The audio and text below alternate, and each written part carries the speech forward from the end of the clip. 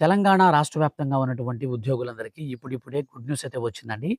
ఉద్యోగుల బదిలీలపై నిషేధాన్ని అయితే ఎత్తివేయడం జరిగింది. దీనికి సంబంధించిన పూర్తి వివరాలు వీడియోలోకెళ్ళి చూసినట్లయితే, తెలంగాణలోని ఉద్యోగుల బదిలీలపై నిషేధాన్ని ఎత్తివేస్తూ ప్రభుత్వం జీవో జారీ చేసింది. మే 1 నుంచి 31 వరకు బదిలీలకు అవకాశం కల్పించింది. 2026 జనవరి 1 నాటికి 3 ఏళ్లు ఒకే చోట పనిచేస్తున్న ఉద్యోగులు బదిలీకి అర్హులు. స్పౌస్ మినహాయింపు ఉంటుంది.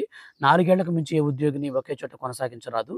అయితే 2027 మే 31 లోపు రిటైర్ అయ్యే ఉద్యోగులకు వారి అభ్యర్థన మేరకే బదిలీ చేయాలి. ఏ క్యాడర్‌లోనూ 40%కు మించి ఉద్యోగులు బదిలీ చేయరాదని స్పష్టం చేసింది. సో, మొత్తంగా మనకు ఈ యొక్క ఉద్యోగుల బదిలీలపై నిషేధాన్నయితే ఎత్తివేస్తూ మన యొక్క రాష్ట్ర ప్రభుత్వం కీలక నిర్ణయం అయితే తీసుకుంది. సో, ఇది మనకు మే 1 తారీఖు నుంచి 31 వరకు బదిలీలు చేయడానికైతే అవకాశం అయితే కల్పించింది. సో, తర్వాతైతే మనకు బదిలీలనేది ఉండవన్నమాట.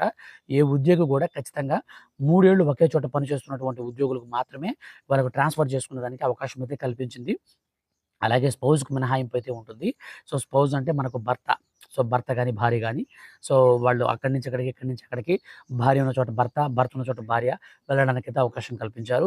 సో, 4 ఏళ్లకు మించి ఏ ఉద్యోగి కూడా ఒకే చోటైతే కొనసాగించకూడదని మన యొక్క రాష్ట్ర ప్రభుత్వం ఈ జీవోలో జారీ చేసింది. సో, ఉద్యోగులందరికి కూడా దీనిపైన చాలామంది హ్యాపీగా ఫీల్ అవుతున్నారు. కానీ గుర్తుపెట్టుకోండి, మీకు మే 31 నుంచి ఆహ్, మీకైతే ఇంకా బదిలీ అయితే మీకు ఉండదనమాట. సో, మీరు ఏది చేసినా సరే మే 31 లోపల మాత్రమే ఇదైతే మీరు చేసుకోవాల్సి ఉంటుంది. ఫ్రెండ్స్, వీడియో నచ్చితే లైక్ చేసి ఇలాంటి మరిన్ని లేటెస్ట్ అప్డేట్స్ కోసం సబ్స్క్రైబ్ చేసుకోండి. Thank you for watching.